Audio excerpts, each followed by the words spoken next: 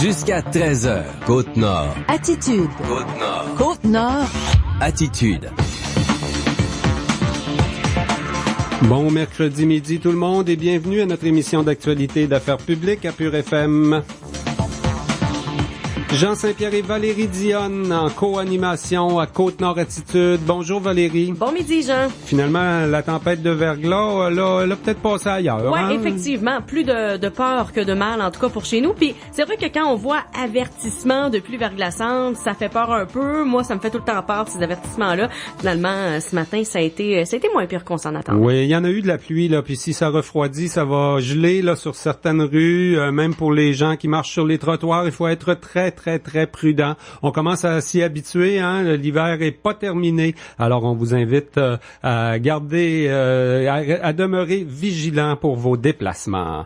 Et à Côte-Nord Attitude ce midi, on va revenir sur ce nouveau mariage entre économie et écologie. Hier soir à l'hôtel de ville de Sept-Îles, les deux corporations, celle de l'environnement, de protection de l'environnement et développement économique Sept-Îles, ont présenté chacun un document qui tend vers le développement durable. Donc, d'un côté, c'est un portrait des milieux naturels, de l'autre, un plan directeur du développement industriel, identifier les sites là où on permettrait aux entreprises de s'installer autour de cette île. Tout ça, c'est disponible sur Internet. C'est très intéressant quand même de planifier notre avenir comme ça. Et Stéphanie Prévost, directrice de la Corporation de protection de l'environnement de cette île, sera avec nous, de même que Sylvain Larivière, il est directeur de développement économique cette île. Ils s'en viennent nous jaser de ce beau mariage. Hier, on a célébré, si on veut, le mariage entre nos deux corporations vouées à l'économie et à l'écologie. Le maire y croit, lui, au développement durable. Il va nous le dire en entrevue à compter de midi 28. On va revenir également là sur l'actualité politique des derniers jours avec monsieur le maire Régent Porlier, maire de Sept-Îles. Également, le porte-parole de l'Association de la construction du Québec est en tournée. Il s'arrête à Sept-Îles. Il rencontre les membres cet après-midi. Ces membres, c'est les compagnies, là, les entrepreneurs en construction. Actuellement, il y a une négociation très importante pour renouveler la convention collective entre cette association qui intervient là sur tous les chantiers finalement industriels, commerciaux et institutionnels. Donc, la convention collective vient à échéance le 30 avril prochain et ça s'annonce pas si bien que ça. On n'a pas discuté des vrais enjeux. Alors on va en parler des vrais enjeux et de la situation particulière à la Côte-Nord sur nos chantiers de construction. On pense à l'intimidation qui a fait tant jaser, à tout ce qui a été discuté également sur la mobilité de la main-d'œuvre à la commission Charbonneau. Donc Éric Côté est porte-parole des entrepreneurs en construction. Il est de passage à Sept-Îles aujourd'hui et on l'a en entrevue vers midi 40 minutes. En fin d'émission, Valérie, on va souligner en quelque sorte la Journée internationale des femmes aujourd'hui. Oui, exactement, dans la chronique économique, parce que ça a été vraiment une belle discussion avec Paul Lavoie de Développement économique Sept-Îles et Arlène Baudin, qui, elle, est une entrepreneure ici. Elle a, avec Nathalie Rouleau, créé l'entreprise La Boîte à Clés et la discussion est intéressante parce que elle dit que rien ne les menait à l'entrepreneuriat. Finalement, ça s'est fait un peu de fil en aiguille. Elle est super impliquée aussi dans la communauté, mais aussi auprès de la Chambre de commerce de Sept-Îles. Donc, comment ça se démarque une femme en entreprise en 2017? Surtout, comment ça se voit une femme en entreprise en 2017? Est-ce qu'on parle le même langage homme-femme quand on est des entrepreneurs? Et Paul Lavoie aussi, qui parle entre autres de l'influence que peuvent avoir les femmes entrepreneurs dans la vie de leurs enfants, dans la vie de la communauté. Il va nous parler de sa maman? Oui, de sa maman, entre autres, effectivement, mais vraiment là, une super discussion qu'on aura en fin d'émission aux alentours de 12h50. Et avant cette série d'entrevues sur nos ondes, on vous propose à l'instant un bulletin d'information régionale. Actualité Pure FM. Le syndicat Unifor prévoit se battre pour protéger les emplois en foresterie à Port-Cartier et sur la Côte-Nord. La plainte des Américains qui reprochent au Québec de vendre le bois des terres publiques à rabais constitue une menace pour l'industrie forestière. Unifor craint une autre crise forestière et d'autres pertes d'emplois sur la Côte-Nord. Le directeur du syndicat pour le Québec, Renaud Gagné, croit que le groupe Rémabec a de bons projets à Port-Cartier qui vont possiblement l'aider à traverser la prochaine crise. La fibre de bois, là, c'est comme l'avenir là pour les gaz à effet de serre, la captation du carbone. L'industrie est là pour survivre. Puis les projets de faire du biofuel, c'est quand même intéressant ces projets-là. Je pense qu'il y a un avenir important dans le secteur de la forêt. Mais là, on a une autre crise qui nous frappe, là, qui va probablement être assez difficile à traverser. Affilié à la FTQ, Unifor a demandé une conciliation pour conclure la négociation avec le groupe Rémabec pour les travailleurs en forêt et à l'usine de Port-Cartier. Le syndicat réalise une tournée qui s'arrêtait sur la Côte-Nord hier pour échanger avec ses membres sur l'avenir de la forêt et les enjeux de l'industrie. Les corporations de développement économique et de protection de l'environnement de cette île se sont unies hier soir pour présenter des documents visant un développement durable. Le maire Régent Porlier croit que la ville peut trouver l'harmonie entre économie et écologie. La Corporation de protection de l'environnement a déposé un portrait des milieux naturels sur le vaste territoire de cette île. Il identifie quelques préoccupations, dont la fragilité de la bande riveraine. Le portrait cible des zones à protéger, comme l'archipel, et des sites d'intérêt écologique, comme l'embouchure de la rivière Moisy.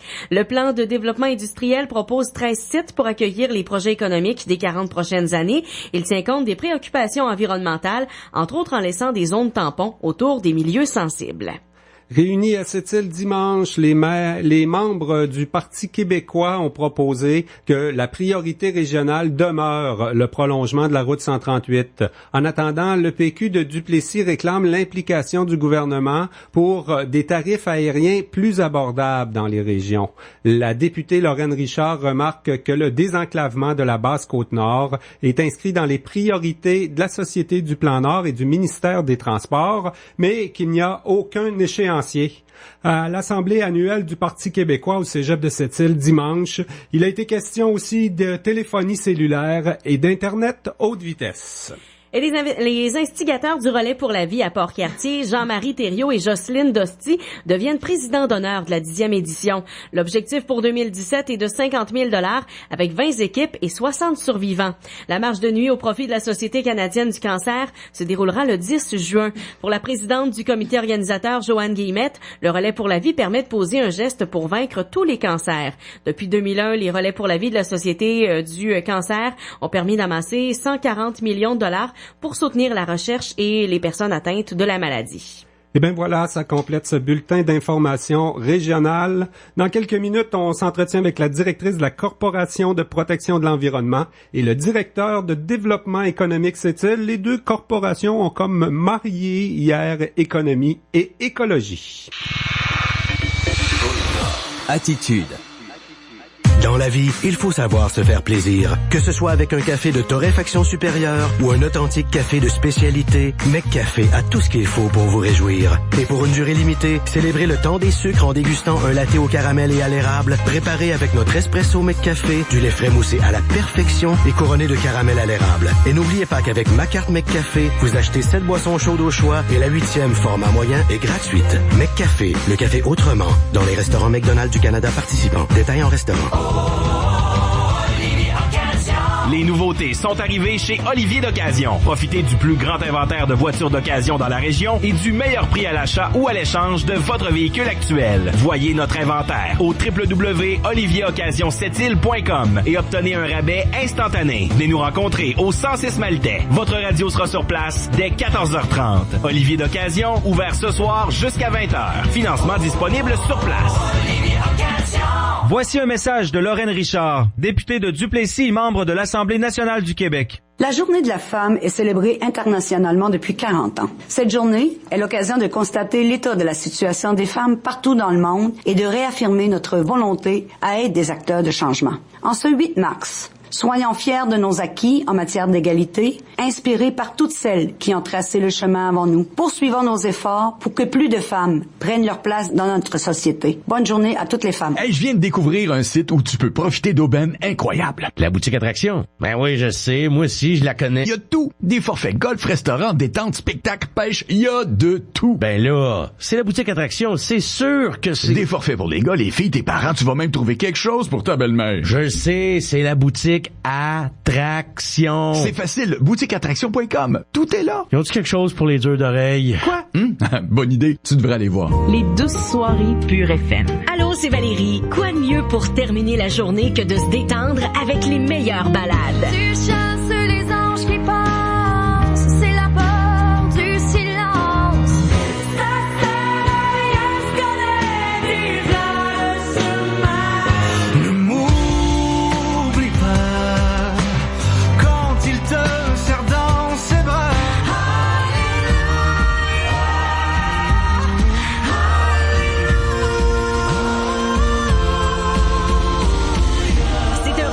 Du lundi au jeudi de 19h à 21h dans les douces soirées Pure FM. Pure FM. 94.1. Le party du vendredi.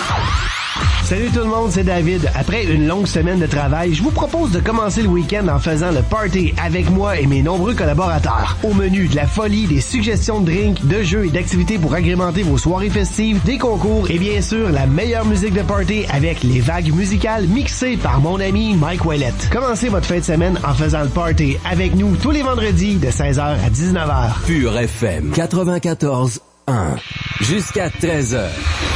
Côte-Nord. Côte-Nord. Attitude. Pure FM 94.1.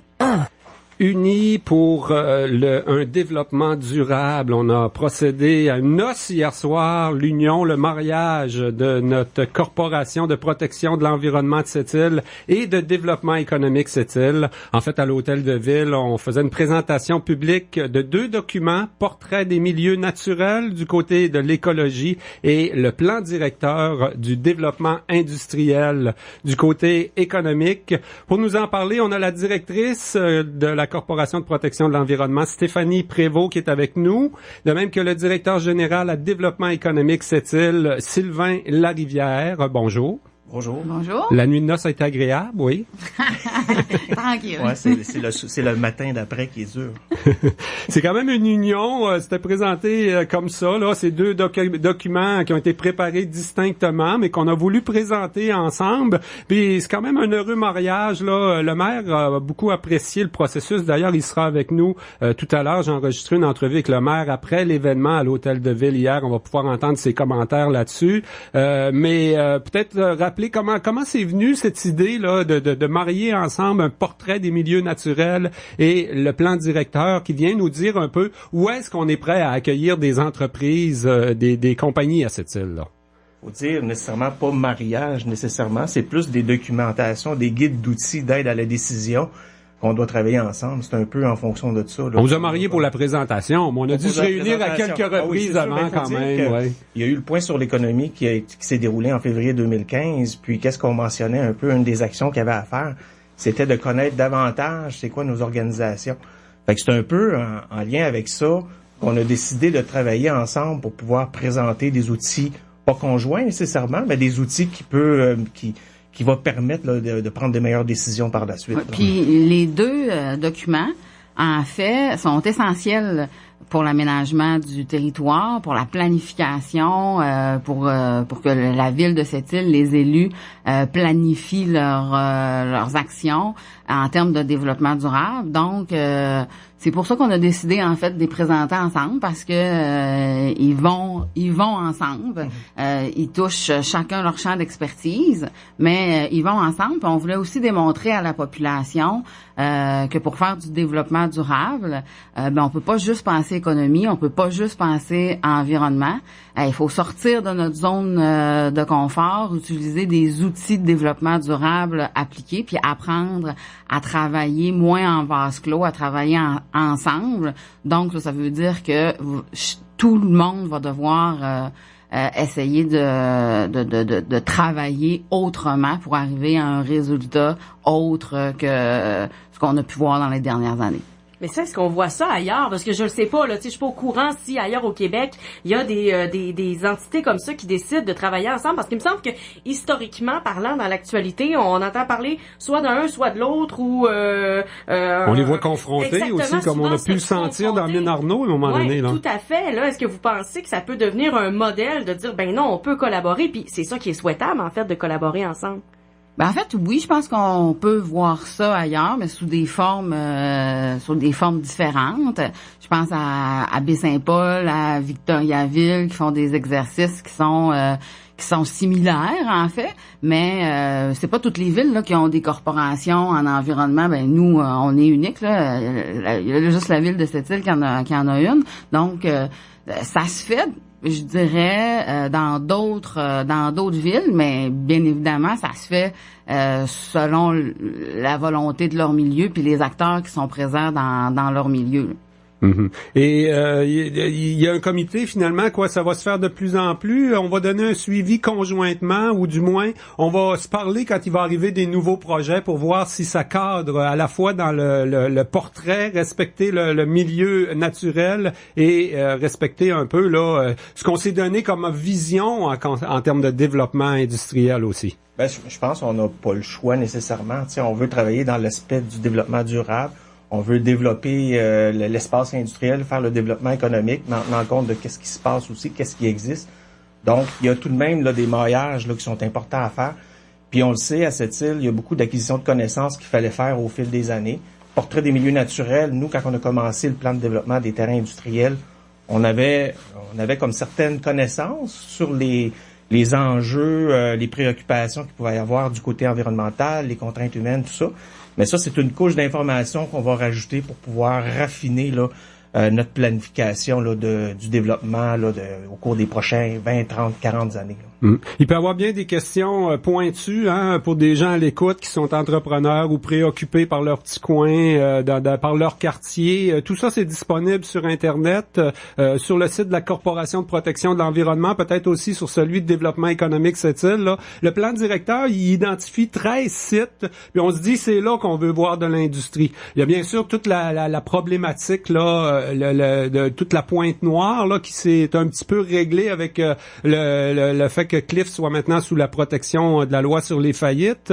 Le portrait a un peu évolué là, dans la dernière année avec l'arrivée de la société ferroviaire et portuaire, mais on détermine un peu où est-ce qu'on veut mettre les industries avant même que les projets se présentent à nous. Là. Il faut dire qu'il faut se mettre dans le contexte. En 2011, on a commencé ça. Le plan Nord, tu avais la première mouture du plan Nord où il y avait plusieurs projets qui s'en venaient.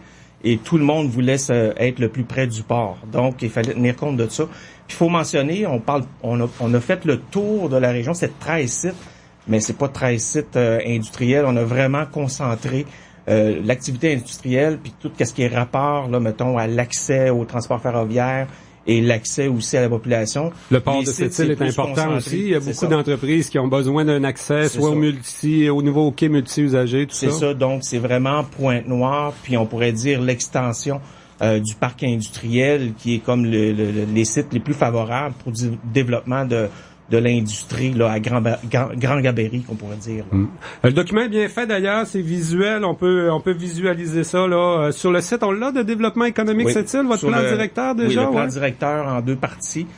C'est tout disponible là, sur le site de développement économique Sept-Îles. Même en première page, il y a comme l'accès direct pour les 2 parties du plan de directeur, plan directeur. Je trouve que tu avais une phrase dans le document là qui résume un peu le travail. On disait qu'on est une région, Sept-Îles, c'est vaste, c'est une région de grands espaces, mais pour l'industrie, c'est parfois des espaces là. C'est pas si évident que ça de trouver de l'espace pour nos industries finalement. Ben c'est ça. Puis avec le portrait des milieux naturels, on voit c'est où ce que les zones humides potentielles, tout ça. Donc, il faut comme faire des compromis. Il y a des compromis d'harmonisation à faire. Puis ça, avec l'outil qu'on a, avec le portrait des milieux naturels, tout ça, on va pouvoir être capable de pouvoir raffiner comment qu'on va faire les prochaines implantations industrielles. Et ce portrait des milieux naturels, là, c'est un document tout neuf, hein, qui a été fait par le Conseil régional de l'environnement avec d'autres partenaires. On a été vraiment documenté au maximum. Encore là, cette île, c'est grand, hein, ça va de l'autre côté de la rivière Brochu jusqu'à de l'autre côté du petit havre de Matamec. Ça fait que tout ce vaste territoire-là, on a essayé de le regarder, de faire un portrait. Oui, effectivement. C'est une synthèse, en fait, des connaissances, de faits ou de données probantes sur la qualité de nos écosystèmes. Donc, que ce soit la forêt, les milieux aquatiques, les milieux humides, les austères, l'archipel. En fait, c'est une première municipale de voir dans un même document une méga revue de littérature sur en quoi ressemble notre territoire avec toutes les données scientifiques là, qui a pu être trouvées puis qui a été en fait synthétisé dans un même document. Ouais. On n'en fera pas un résumé d'ailleurs ici, mais on parle vraiment de tout là, ce qui peut être préoccupant, les berges, les milieux humides, les zones sensibles, tout ça. Moi, j'ai été surpris qu'on mentionne là-dedans, là, il y a plein d'informations intéressantes. Hein. Entre autres, il y a 25 espèces en péril qui utilisent l'habitat là autour de la ville de cette île de façon saisonnière ou de façon permanente. Ouais. C'est le genre de choses qui est intéressante à savoir là, avant de dire on installe telle industrie dans tel coin à faire tel type d'activité. Est-ce que ça dérange la faune, la flore? C'est un portrait qui va être très utile dans ce sens-là. On l'a préparé pour ça, quoi. Oui, c'est un outil, c'est vraiment un outil d'aide à la décision pour permettre une meilleure conservation du territoire, mais permettre aussi une optimisation dans l'harmonisation des usages. Donc, on espère en fait que les intervenants socio-économiques, que les ministères, que la population se l'approprie pour que collectivement on puisse faire des meilleurs choix dans le futur, que ce soit au niveau industriel, mais que ce soit aussi au niveau résidentiel ou même au niveau de la conservation, de la protection aussi de l'environnement. Donc c'est vraiment un outil pour tous. La conservation des milieux naturels, ça concerne pas juste des organisations, ça concerne aussi le citoyen. Donc, on a aussi produit un guide citoyen qui le résume et qui explique l'importance de l'environnement puis qui donne des conseils très, très, très pratico-pratiques là, que chaque citoyen peut faire à la maison, qu'on fait au centre-ville. Comme citoyen, est-ce qu'on peut les aider, nos 25 espèces en péril sur le territoire de cette île? Il n'y a pas grand-chose qu'on peut faire, hein? Ça fait malheureusement partie de la biodiversité de son évolution. Mais comme citoyen, on peut faire attention à où on va faire du VTT. C'est une des choses comme citoyen qu'on peut faire. Donc tout ça est disponible sur le site internet milieu naturel au pluriel .cettile.ca. Cette île pas de trait d'union. Donc vous allez avoir et le guide citoyen et le portrait naturel. Puis pour ceux qui aiment pas trop lire, on a fait une fiche des fiches synthèses là, donc il y a un petit résumé là. Ouais, c'est bon le visuel, ça va chercher tout le monde, ceux qui sont pas qui aiment pas ça voir du texte condensé là, qui sont pas attirés par ça. En terminant, Sylvain, oui, on parle là quand même de c'est compatible tout ça, hein, le portrait. Votre document à vous là, on l'avait préparé, il était un petit peu disponible déjà en chemin, mais là ce qu'on a de nouveau, c'est le portrait des milieux naturels. C'est compatible, ça s'harmonise assez bien. Finalement, il n'y en a pas de problème entre l'économie et l'écologie ou de contradiction. Hein? Quand on se dit les vraies affaires puis qu'on a un portrait.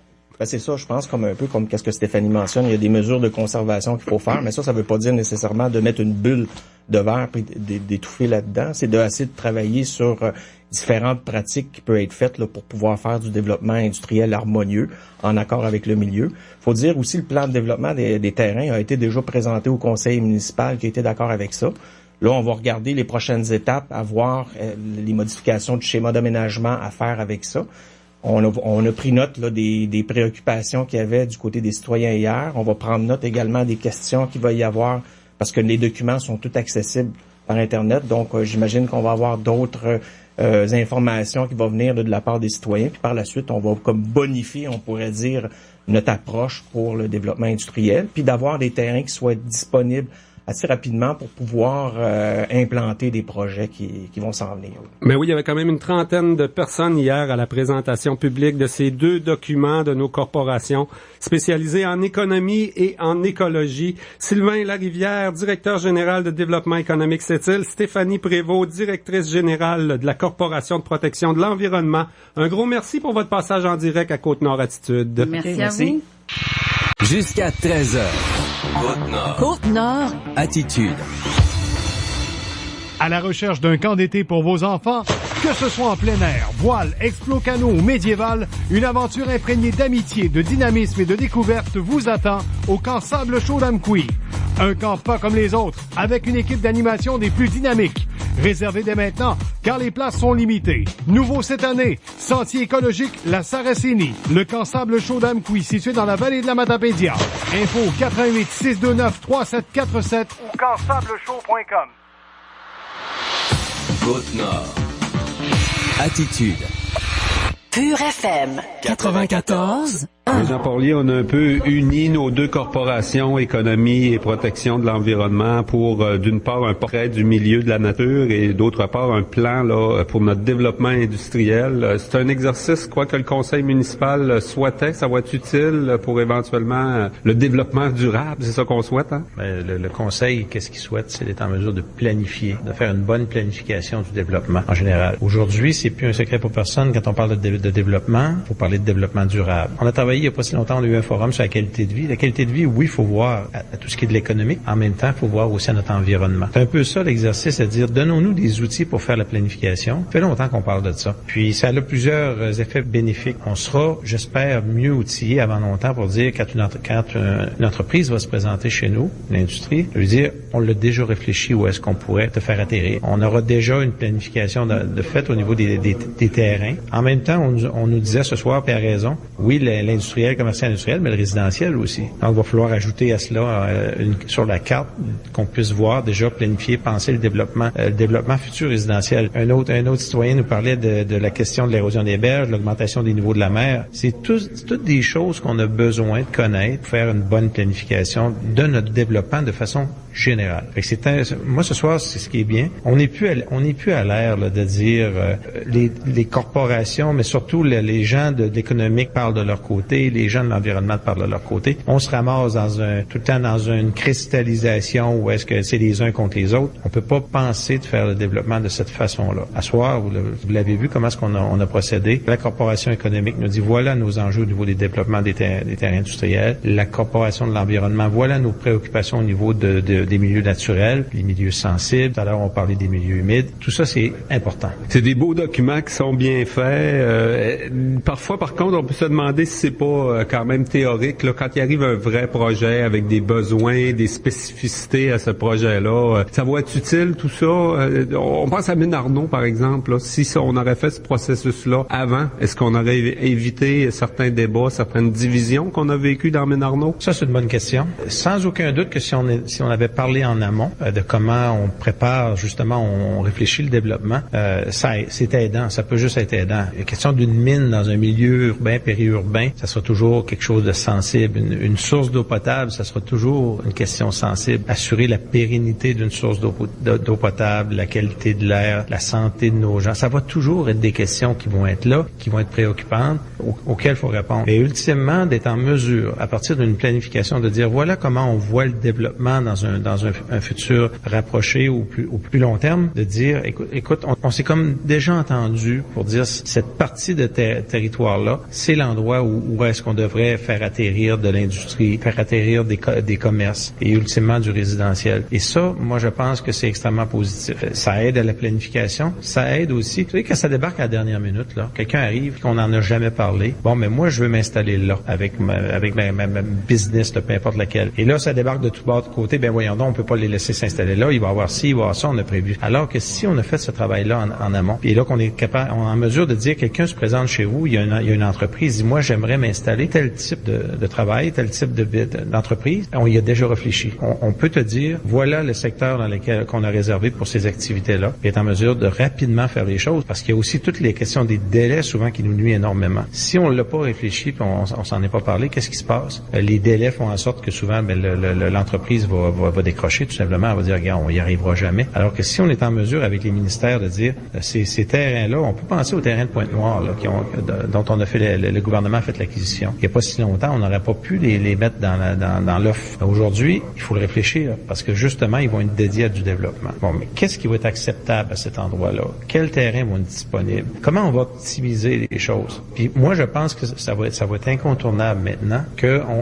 les ministères travailleront pas de leur côté avec les entrepreneurs et nous à faire la même chose de notre côté. Maintenant, il y aura nécessairement de la concertation. Et on peut penser à la ZIP, la zone industrielle-portuaire, où est-ce que les ministères sont là, les acteurs du milieu sont présents, et là, on va être en mesure justement de regarder la planification de nos terrains, comment on va faire du développement. Ça va juste être, à mon avis, positif. On parle aujourd'hui de ce qu'on aura demain. S'il y en a moins, il y en aura moins, mais si au moins on a un besoin exprimé, on commencera pas au moment où ça débarque à s'astiner, si on peut dire ainsi. Oui, là, mais pas là. Mais pourquoi? Ce travail-là, on souhaite qu'il sera fait en amont. En même temps, quand on voit les deux exposés, là, les gens de l'environnement, les gens de l'économie, on semble s'apercevoir finalement qu'il n'y a pas si de barrière que ça là au projet futur. Bon, à cette île, on est quand même une région, là, une municipalité de grands espaces, des zones pour de l'industrie, ils sont quand même assez à proximité pour satisfaire bien des projets. Puis au niveau de l'environnement, bon, on a identifié toutes les contraintes qu'on pouvait avoir. Finalement, l'harmonie est pas si compliquée que ça, là. Ah, mais attention, il y a des choses sur lesquelles, quand je disais tout à l'heure, les milieux naturels importants, les zones critiques. Je vous disais tantôt, je vous exprimais la source d'eau potable. La source d'eau potable, là, d'avoir, si on a déjà planifié, prévu qu'on va se garder une certaine zone tampon autour de notre source d'eau potable, ce qui est, je pense, responsable. Mais tout à l'heure, on n'aura pas à se prendre aux cheveux là, pour ça. Mais c'est ce que ça va aider. La source d'eau potable, c'en est un exemple. Mais du côté de l'environnement, les gens nous disent avoir identifié, puis on a un document qui appuie ça, des endroits sensibles. Et si on s'en parle aujourd'hui de ces endroits sensibles-là, ça nous permet tout de suite de réfléchir comment on fait les choses, les endroits à éviter, les endroits à privilégier pour le développement. Et c'est ce qui va se produire. Mais même dans un milieu où il y a beaucoup d'espace, il y a quand même des éléments qui sont sensibles, qui sont importants à s'occuper. Toute la question des comment est-ce qu'on disait ça là, autour du lac des Rapides là, il y a comment est-ce qu'on appelle ça, la zone autour à protéger là, le bassin versant. Bon, mais ça il y a des gens qui sont spécialisés là-dedans. Ils disent attention, on parlait d'érosion des berges. Il y a des scientifiques, il y a des experts. On dit attention, allez pas dans ces endroits-là trop près. Pensez-y tout de suite à votre développement, parce que quand ça va débarquer, si vous êtes installé à des endroits, ça va coûter une fortune d'aménager tout ça. C'est aujourd'hui qu'il faut en discuter. On a amorcé ce travail-là. Je pense que c'est très bien de le faire. Et ce qu'on dit à nos corporations, ce qu'on va exiger de nos corporations, c'est de travailler ensemble pour trouver, je dirais, les compromis à faire aux bons endroits pour arriver à une meilleure planification. Quand je dis compromis, ce que ça veut dire, c'est que vous avez des enjeux, ils ont des enjeux, tout le monde a des enjeux dans ça. Très certainement, il y a une façon de trouver un endroit, un espace, un terrain d'entente pour faire en sorte qu'on respecte les enjeux de tout le monde dans ça. Mais si on le fait aujourd'hui, on s'évite énormément de discussions puis de cristallisation dans le futur. Puis la population y met à contribution aussi. On a bien compris, ce soir, c'était une séance qui était publique. On ouvrait, les corporations présentaient leurs plans et on les avait même superposés. On voyait la planification économique versus la planification, pas la planification, mais l'évaluation du côté environnemental, dire voilà les enjeux où ce qu'ils sont. On les avait superposés, c'était pas pour rien. Dire regardez, voilà où sont les enjeux. Maintenant, il faut travailler autour de ça pour arriver à quelque chose qui est cohérent et qui respecte les enjeux de tout le monde. Ce qui sera peut-être pas toujours simple, même s'il y a bien de l'espace, mais il faut le faire. Autre sujet, on a eu une semaine de relâche avec plusieurs visites ministérielles. J'ai cru comprendre au bilan là à l'association des maires, des préfets jeudi que finalement on n'a pas nécessairement eu les vraies annonces, les vrais messages. Là, on a inauguré des bâtiments qui sont déjà construits et tout ça. Par exemple, le prolongement de la route 138, c'est encore une priorité de tous les élus ici. Puis ces vrais projets-là avancent pas, quoi. Est-ce que c'est ce que tu constates? Écoute, on avait le plus important, la rencontre, à mon avis, qui était la plus importante, c'est celle qu'on a eue avec le ministre Coiteux et Arcan, qui concernait tout le volet de la loi sur l'occupation et la vitalité des territoires, et du plan, le fameux le fonds, le phare, le fonds de rayonnement des régions. Nous, ça a été le point culminant des rencontres. Pourquoi? Parce qu'à quelque part, on dit au gouvernement, t'as une loi qui parle d'occuper puis de vitaliser les territoires. Puis quand on va lire cette loi-là, elle est tellement claire. On parle de régionalisation, de décentralisation, de concertation avec le milieu, et le but étant de vitaliser le territoire.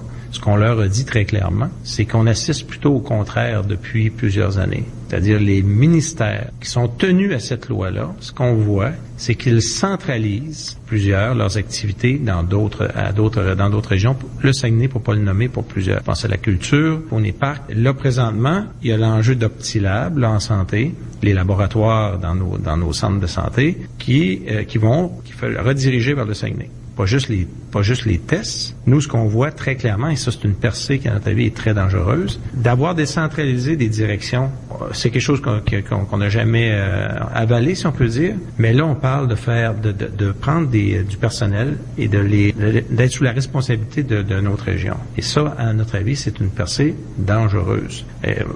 Nous, ce que ça nous fait penser, c'est que tout à l'heure, la Côte-Nord, est-ce qu'elle va devenir en tutelle dans tous ces ministères pour dire, bon, et là, c'est un premier pas pour la santé. Surtout que le ministre Barrette nous a dit, Côte-Nord, pas sûr qu'on va faire des économies non plus. Donc, ce qu'on a dit aux deux ministres, Coiteux et Arcan, parlez donc à votre collègue, là. Il y a un paradoxe, là, présentement. Vous avez une loi qui parle de régionaliser et de mettre les ressources pour le faire.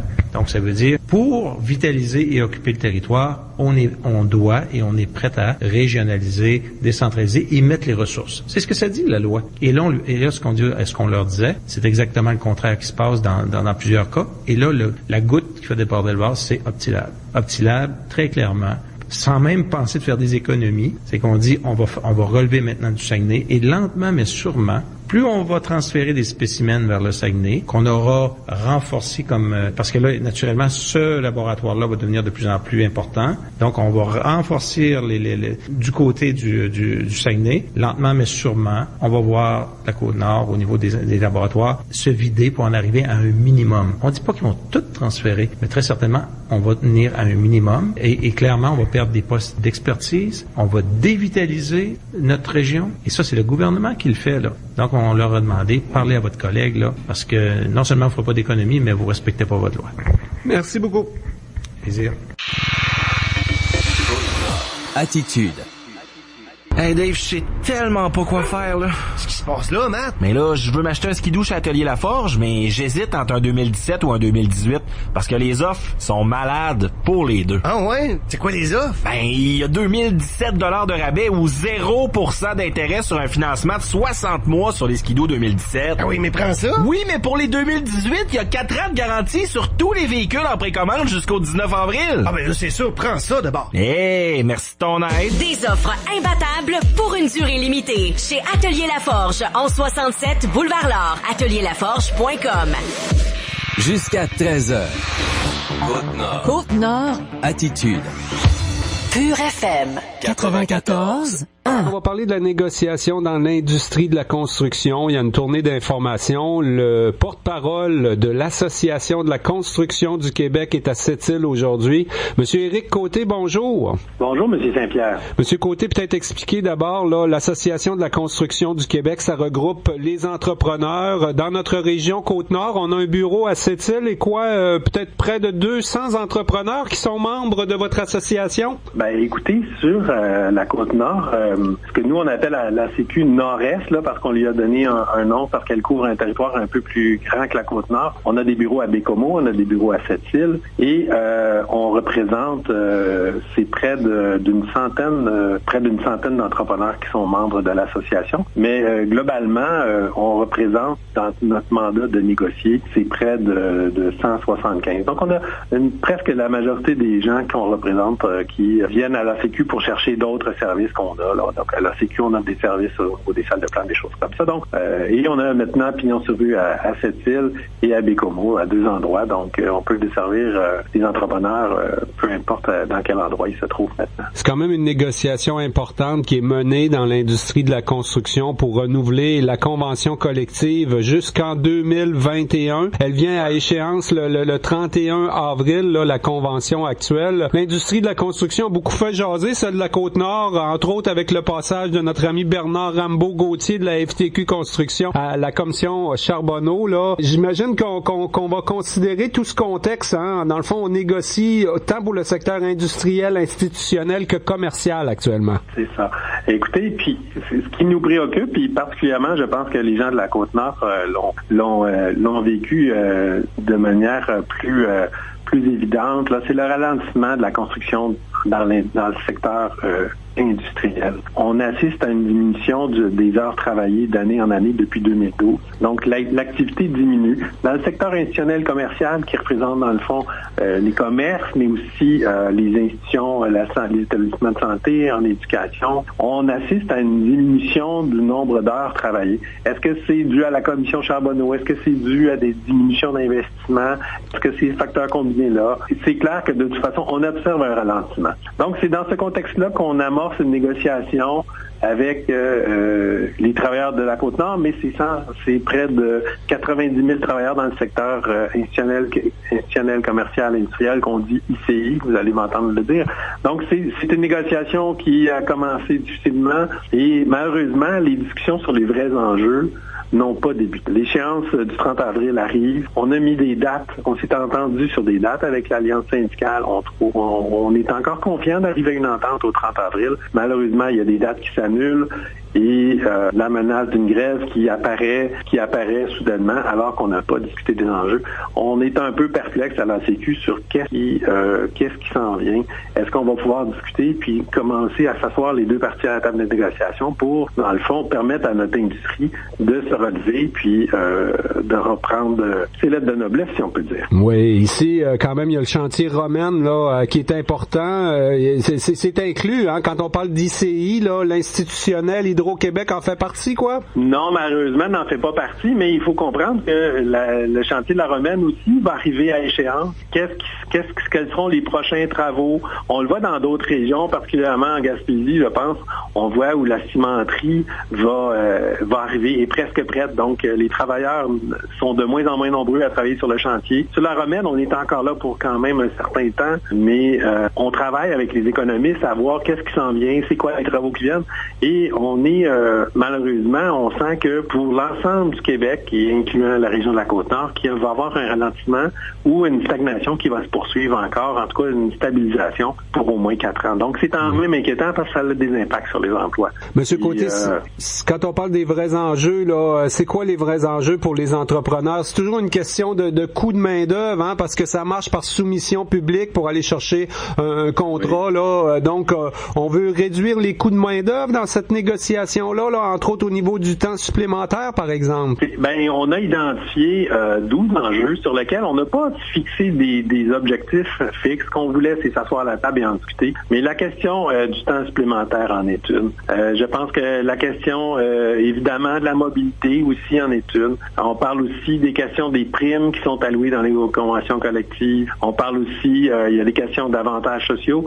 Il y en a quand même plusieurs, mais écoutez, ce qui nous préoccupe, les horaires de travail aussi. L'idée, ce n'est pas de réduire les avantages des travailleurs. Je pense qu'on peut trouver des aménagements pour faire en sorte que l'industrie de la construction soit plus productive, qu'elle soit plus, dans le fond, plus agile pour pouvoir répondre aux besoins des clients, mais pas au prix de sacrifier les travailleurs non plus. Je pense que la question, dans le fond, qu'on doit se dire, c'est est-ce que l'industrie de la construction est capable de s'améliorer avec le temps? Est-ce qu'on est capable d'être plus efficace? À la Sécu, on pense que la réponse est oui. Puis, on souhaite justement un dialogue justement avec l'Alliance syndicale pour voir comment on peut faire en sorte que cette industrie-là, qui est dans une diminution, qui est dans une période basse, puisse se relever avec des meilleures conditions pour y arriver, dans le fond, pour relever le défi puis reprendre du poil de la bête. Ça prend de la volonté des deux côtés, hein, M. Côté, pour aboutir avec une négociation. L'Alliance syndicale qui regroupe entre autres la FTQ Construction, la CSN Construction, la CSD, là, est-ce que vous sentez de la volonté de l'autre côté de la table? Là, il y a quand même des rencontres qui ont été annulées récemment. Est-ce que à la négociation jusqu'à maintenant, il y a de la volonté du côté des syndicats? Je pourrais vous dire que dans le fond, la négociation, même si les deux parties se sont assis à la table, elle n'a pas vraiment commencé. C'est pour ça que je parle de la discussion sur les vrais enjeux, n'a pas vraiment commencé. On est un peu dans une situation où, alors qu'on n'a pas commencé, on n'a même pas déposé tous nos documents à la table, qu'on sait qu'il y a des syndicats qui sont déjà en train de solliciter un mandat de grève, que l'Alliance syndicale a sollicité pour avoir un médiateur qui arrive dans le processus de négociation. On sait qu'un médiateur, là, entre vous et moi, là, si on faisait affaire avec un médiateur, on comprendrait que c'est pour nous rapprocher, pour nous aider à discuter. Mais faut aussi faut comprendre qu'un médiateur dans l'industrie de la construction, c'est la première étape pour obtenir son droit de grève. On peut pas aller en grève si on n'a pas passé par la médiation. Donc, plus vite on sollicite un mandat de médiateur, plus vite on peut exercer son droit de grève. Alors, on a obtenu un médiateur, le gouvernement a nommé, la ministre du Travail, Dominique Bien, a nommé une médiatrice, en fait, et dans le secteur ICI. Et malheureusement, depuis que cette médiatrice-là est en poste, il y a des rencontres qui ont été annulées par l'Alliance syndicale. Alors, on voit et on n'est pas, on reste optimiste avec toutes les dates de calendrier qui sont là pour qu'on puisse arriver à une entente au 30 avril, mais de plus en plus, si on annule des dates, ça devient quasi impossible et on sent qu'on n'aura pas discuté des enjeux puis qu'on pourrait se retrouver avec une grève. C'est un peu inquiétant. Nous, on entend beaucoup parler, on a tout entendu l'épisode sur le placement syndical, la mobilité de la main-d'œuvre, vous l'avez mentionné comme étant un enjeu. Est-ce que ça vous semble on a beaucoup entendu parler de l'intimidation aussi, hein, des choses qui apparemment se passent sur des chantiers de la Côte-Nord ou se sont passées dans le passé, là. Bien sûr, la FTQ Construction avec Bernard Gauthier a un porte-parole qui médiatise beaucoup sa cause. Est-ce que ça vous apparaît problématique sur la Côte-Nord, quoi? Il y a des particularités comme ça qu'il faudra régler peut-être en dehors de la négo? Ben, écoutez, les problématiques face à l'intimidation, là, c'est pas dans les conventions collectives que ça se passe. Ça reste des choses qui sont en vertu de la loi R20. C'est déjà prévu dans les lois, ces questions-là. Est-ce que l'organisation des chantiers pourrait faire en sorte qu'il y aurait un climat de travail plus facile sur les chantiers? C'est possible. Nous, on le croit. L'autre aussi élément, il peut y avoir des éléments dans les juridictions de métier. Il y a toutes sortes de choses qui peuvent provoquer des conflits sur un chantier. Et malheureusement, ce qu'on souhaite, nous, c'est d'arriver à des solutions. On a d'ailleurs dans nos enjeux, un de nos enjeux, c'est la résolution de conflits par des moyens alternatifs, c'est-à-dire de trouver des solutions à des problématiques pour qu'on puisse intervenir. On veut se donner de la souplesse dans la convention collective pour pouvoir le faire. C'est un de nos enjeux sur lesquels on veut discuter avec l'Alliance syndicale. Mais la frustration qu'il y a dans la région, là, c'est beaucoup la question de prioriser les travailleurs de la Côte-Nord sur les chantiers de la Côte-Nord. Ça, c'est quelque chose qui est envisageable du point de vue des entrepreneurs? Je vous dirais que notre défi, là, pour tout le monde dans l'industrie de la construction, c'est qu'il y ait du travail pour tout le monde, c'est qu'on développe l'industrie pour qu'elle puisse y avoir du travail pour le plus de gens possible. Malheureusement, c'est pas ce qui se passe depuis 2012 parce que notre industrie ne se modernise pas et les gens vont préférer faire des projets à l'extérieur du Québec. Les gouvernements, devant des situations problématiques, vont préférer réduire le nombre d'investissements. Donc, on a plein de facteurs autour de nous qui influencent cette situation-là sur l'emploi des travailleurs. Puis, je vous parle de l'emploi des travailleurs, mais c'est aussi des soumissions obtenues par les entrepreneurs aussi qui ne se font pas.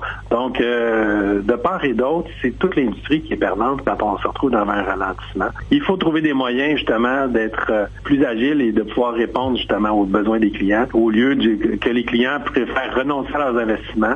Je pense qu'il faut faire ça. C'est sûr que dans le cas de l'industriel, on est face à une situation du prix des matières premières, le prix du fer.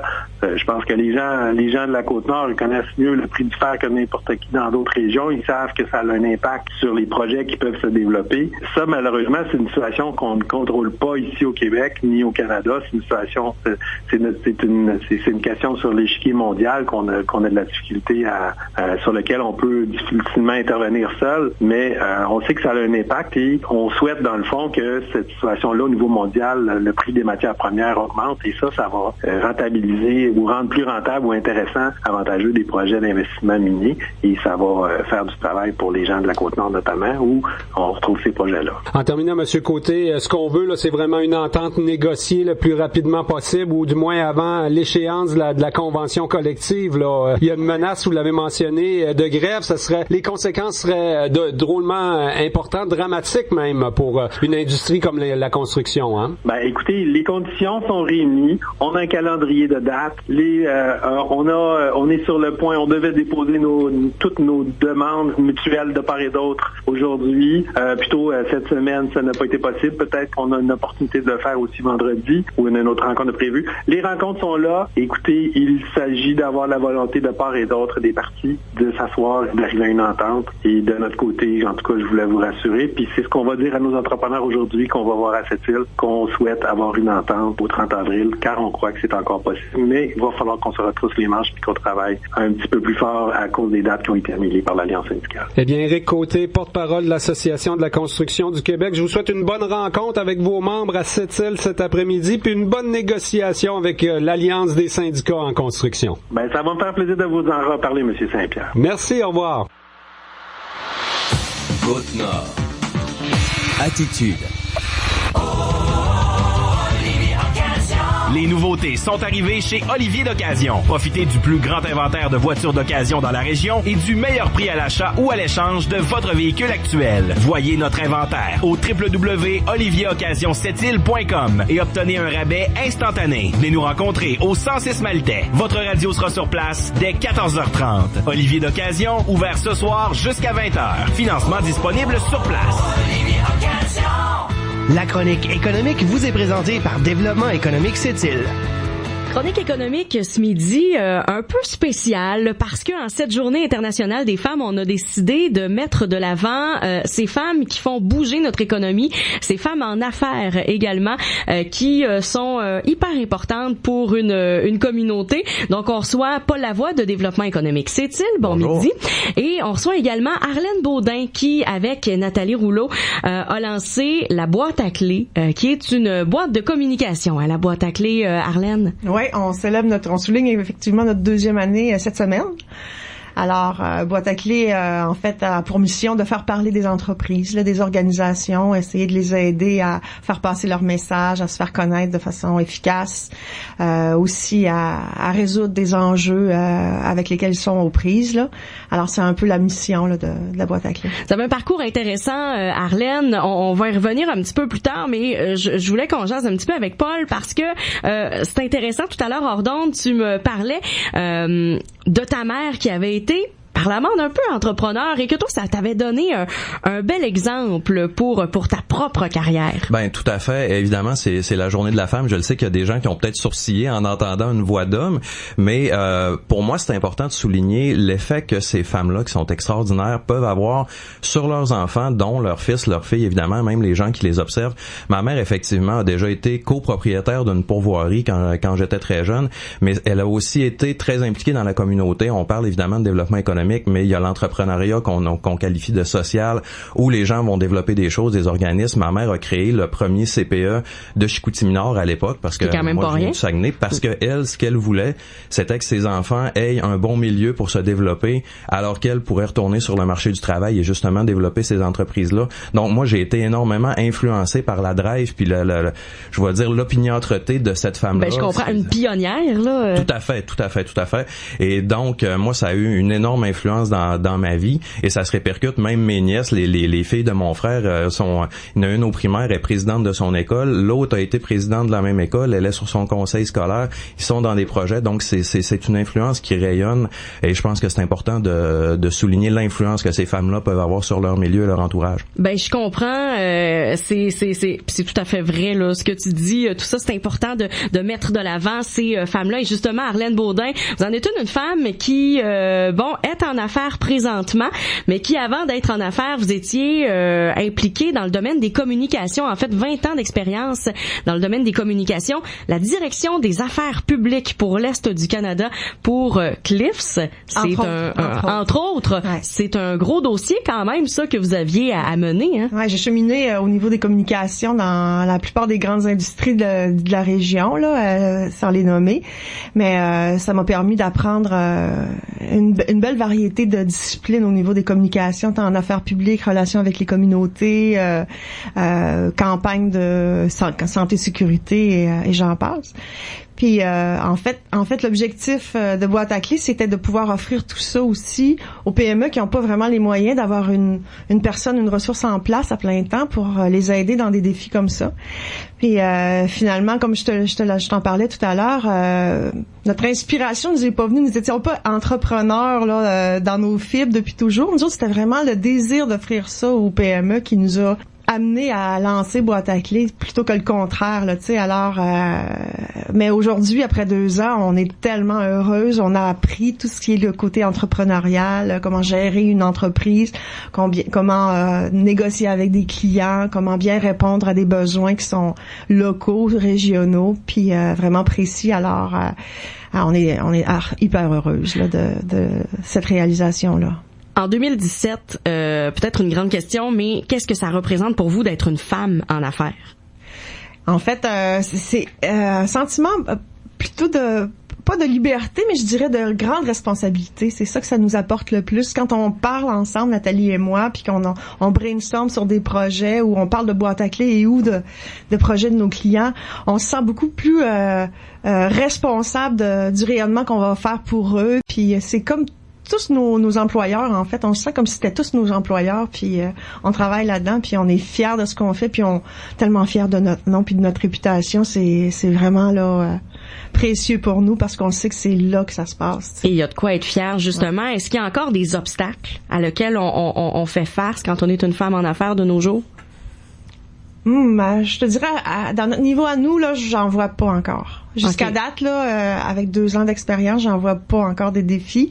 On apprend. Puis, vu qu'on a un bon cercle de contacts ici, on a un beau réseau de contacts sur la Côte-Nord, ben il y a beaucoup d'hommes et de femmes d'affaires qui nous connaissent parce qu'on a été impliqués dans une variété de projets avec eux.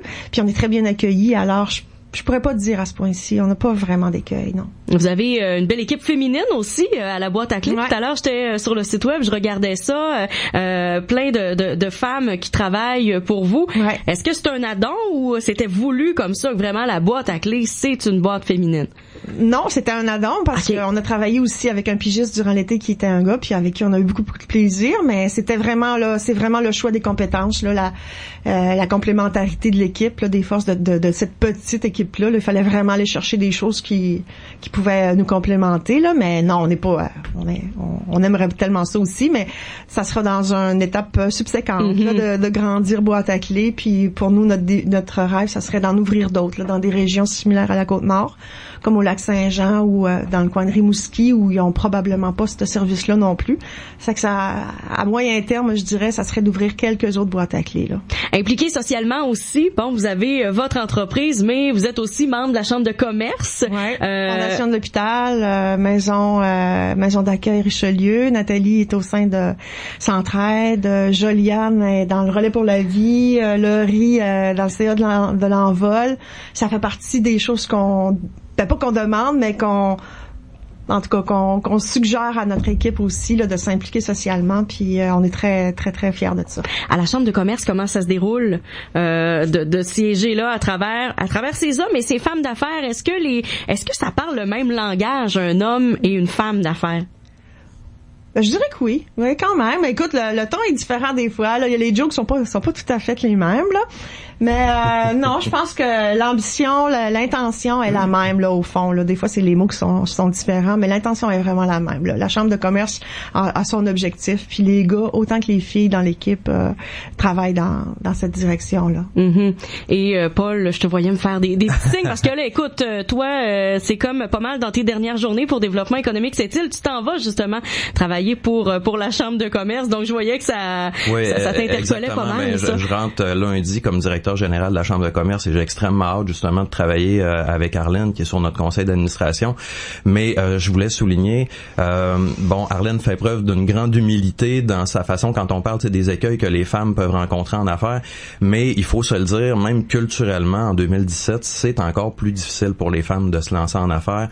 Même parfois au niveau du financement, on va hésiter parce parfois parce qu'on se demande, ben, tu sais, est-ce que si elle décide d'avoir des enfants, elle va continuer son entreprise? C'est des choses qui, malheureusement, sont encore présentes en background dans la pensée des gens. Et on le voit encore dans les études qui sortent, les femmes sont encore plus impliquées que les hommes, même si l'écart se resserre dans le milieu de la famille, au niveau de s'occuper des enfants. Donc, c'est une difficulté supplémentaire que les femmes doivent avoir quand elles se lancent en affaires, ce qui fait que c'est d'autant plus admirable d'avoir des gens, des femmes qui décident d'y aller jusqu'au bout, de s'impliquer, et encore plus quand ils s'impliquent dans la communauté, comme on vient de le voir. Alors moi je pense que aujourd'hui c'est la journée des femmes, faut vraiment le souligner, l'importance qu'elles ont, parce que même si c'est de plus en plus difficile, ça reste quand même avec des difficultés supplémentaires. Alors, je lève mon chapeau à celles qui décident, qui osent le faire. Ben, je pense que ça nous fait une belle conclusion de chronique, ça, pour aujourd'hui. On lève notre chapeau à toutes ces femmes entrepreneurs de la région, de la Côte-Nord. Puis, il y en a quand même pas mal, hein. C'est ça qui est beau, je trouve, de constater. Donc, Paul Lavoie de Développement économique Sept-Îles et Arlène Baudin qui est nous parler de son implication et votre entreprise également, la boîte à clés. Merci beaucoup d'être venu nous jaser ce midi à Côte-Nord Attitude. Merci. Merci Valérie. La chronique économique était une présentation de Développement économique Sept-Îles. Et ça complète notre émission d'actualité d'affaires publiques. Valérie Dionne, un gros merci pour cette entrevue avec des gens du milieu économique pour parler du rôle des femmes. Bonne journée de la femme à part ça. Merci. Ce soir, il y a une belle activité pour la journée de la femme. On va honorer des dames de chez nous. Ouais, tout à fait. Donc, plein de femmes qui se démarquent dans plusieurs domaines qui seront honorées. C'est un 5-8 en fait et ça se passe du côté du Moxie. $10 les billets seulement pour y assister. C'est pour tout le monde. Et demain, notre émission Côte-Nord Attitude, on est en direct de Port-Cartier. On sera à la base plein air Les Goélands. C'est le dîner sucré de la cabane à sucre du Lady Era. C'est une activité de lancement pour cette nouvelle fondation pour la santé, le Lady Era. On va en parler abondamment demain en direct de la base plein air Les Goélands à Port-Cartier. Notre émission Côte-Nord Attitude, je serai avec Tommy Auger. Au revoir tout le monde.